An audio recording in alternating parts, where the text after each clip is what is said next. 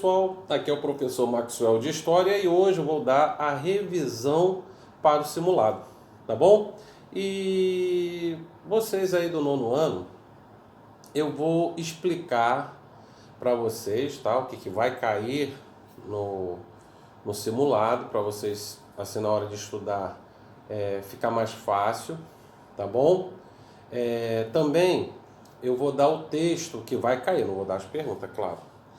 Mas eu vou dar o texto para vocês familiarizarem com o texto, para quando for fazer o simulado ficar mais fácil. Porque aí você já conhecendo o texto, fica mais fácil vocês fazerem as questões, tá bom?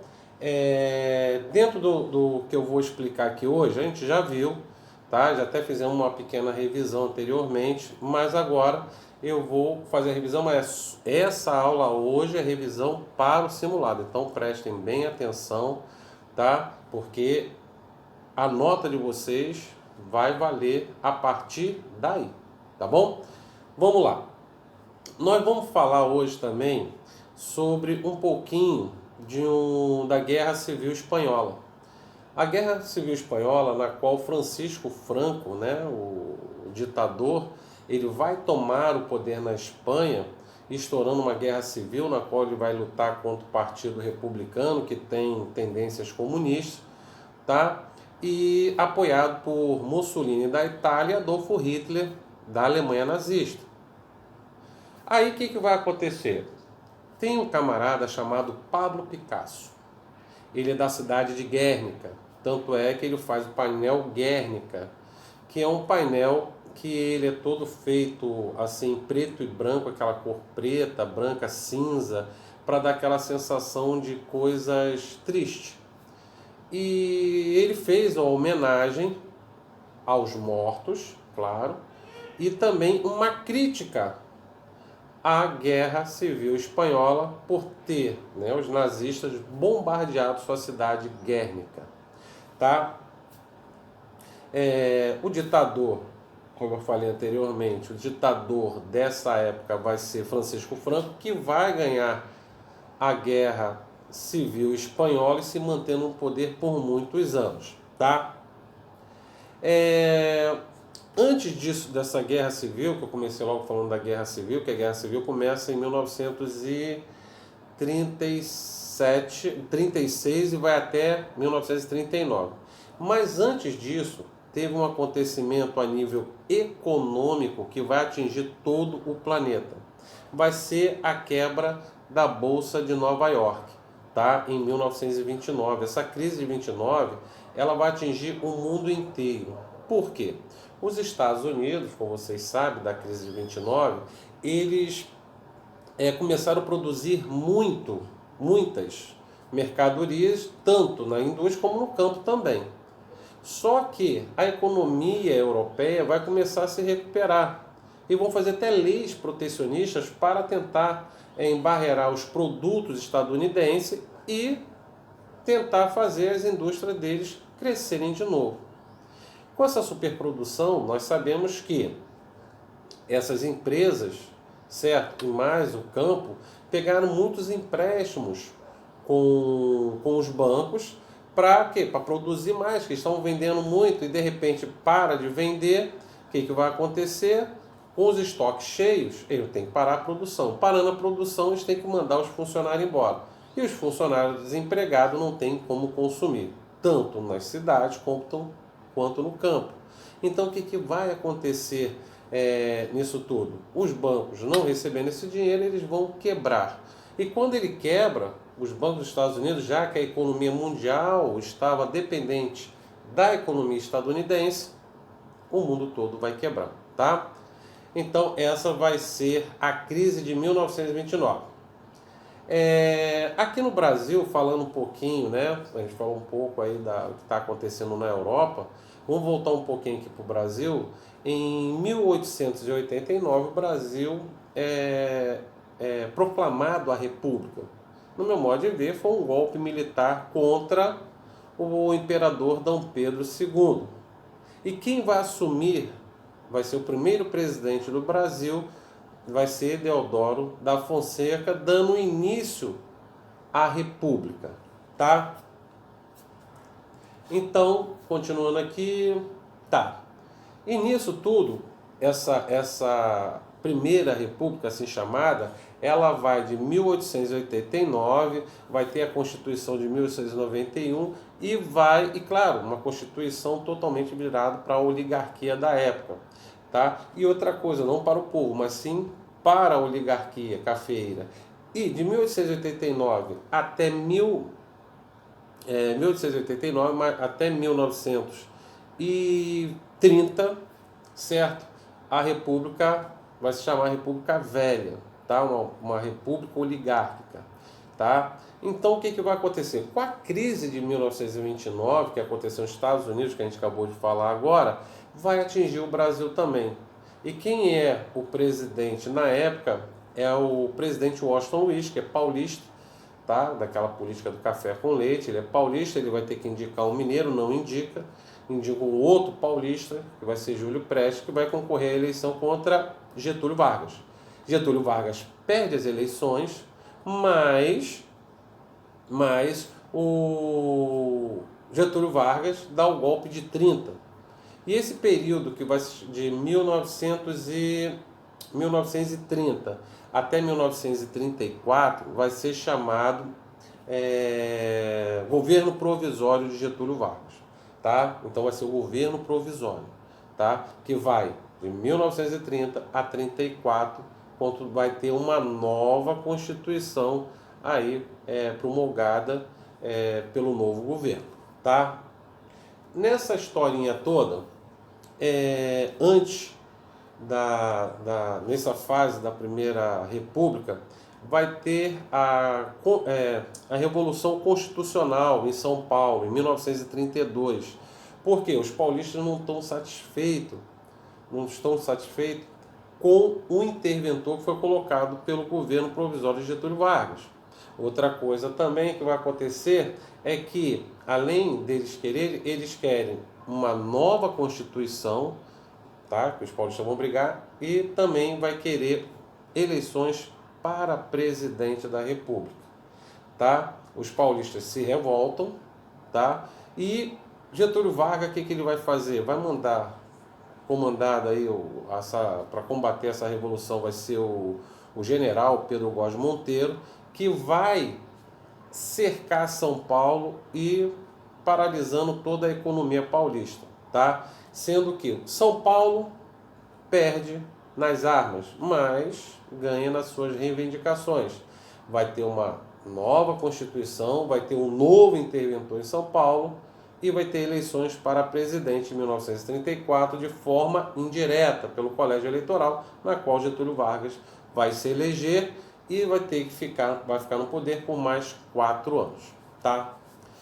Nesse meio todo, os poderes totalitários que está acontecendo na Europa, na Espanha com Franco, na Itália com Mussolini, na Alemanha com Adolfo Hitler, aqui no Brasil também nós vamos ter o nosso movimento de ideias totalitárias, que vai ser o caso do partido que vai ser fundado por Plínio Salgado, que vai ser como eu estava dizendo, vai vir a ação do partido do Plínio Salgado, ação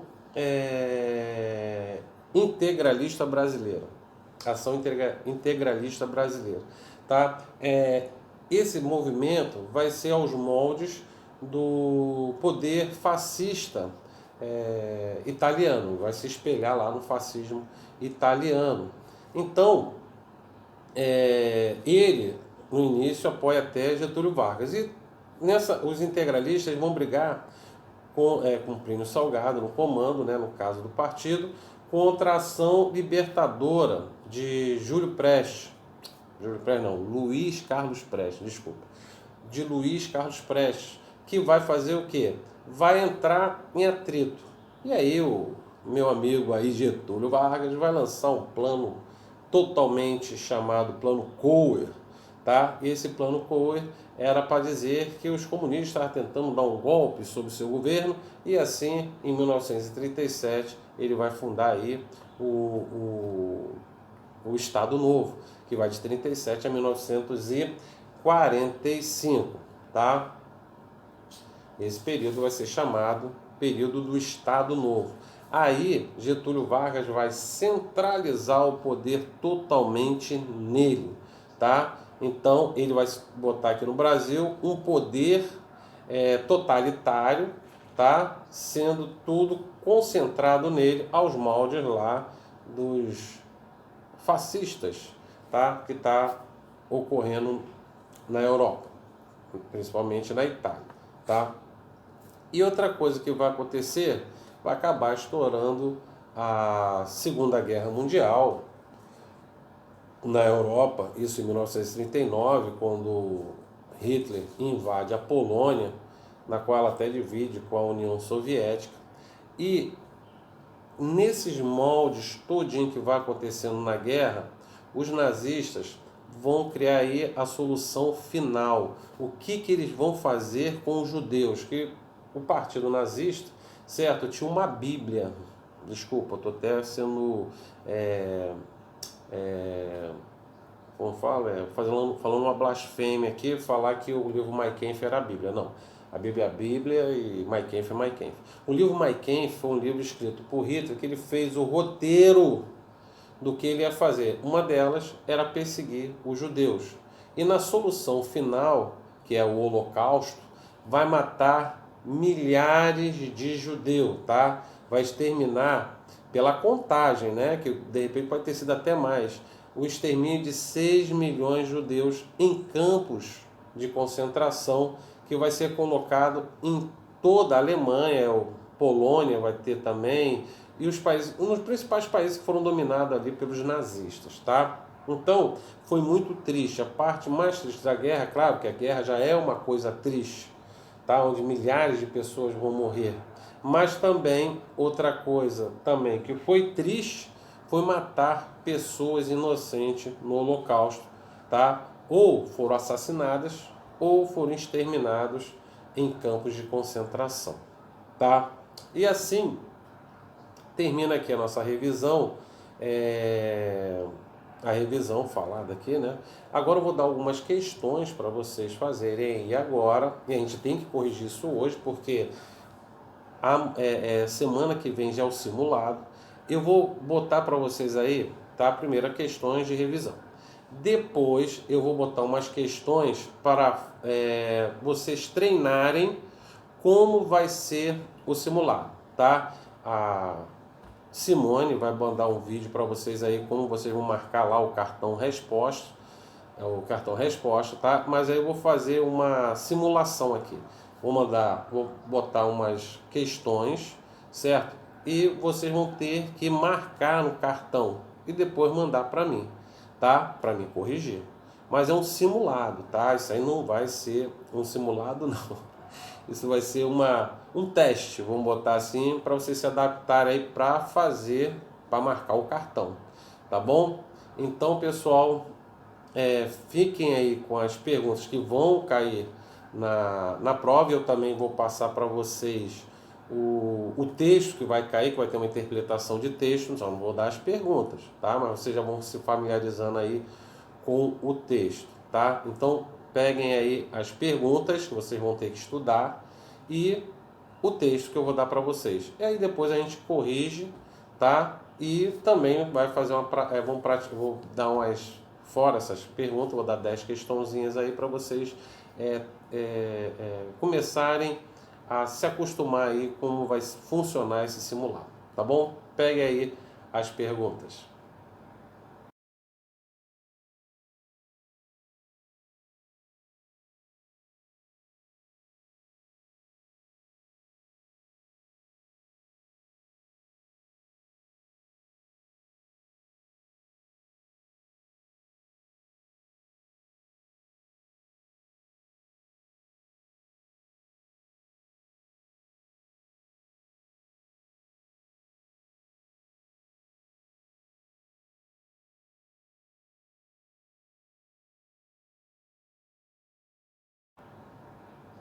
E aí, pessoal, pegou as perguntinhas aí, escreveram tudo? Respondam logo, tá? E o texto vocês vão lendo aí durante essa semana aí, antes na véspera da prova, vocês dão uma lida no texto para quando forem responder já saber, tá? Então vou passar para vocês aí agora também, agora um treinamento do que vai ser para vocês marcarem o simulado. Então vou dar mais 10 perguntinhas para você marcar o X lá no cartão resposta, tá bom?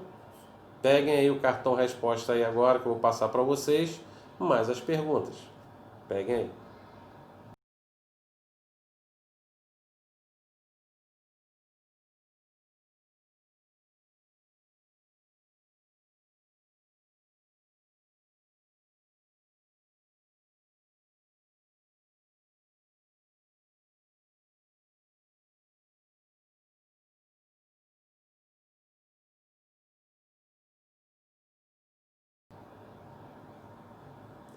E aí, pessoal? Já fizeram? Já marcaram o X? Então, conforme vocês forem terminando, vão passando lá para o meu particular, tá? E a gente vai corrigir uma parte aí dos nossos exercícios lá no Zoom, tá? Vão lá para o Zoom, que é lá que eu vou corrigir tudinho, tá bom? E no final não vou deixar de dar o gabarito para vocês estudarem também, tá? Pessoal, um abraço e até lá no Zoom. Tchau!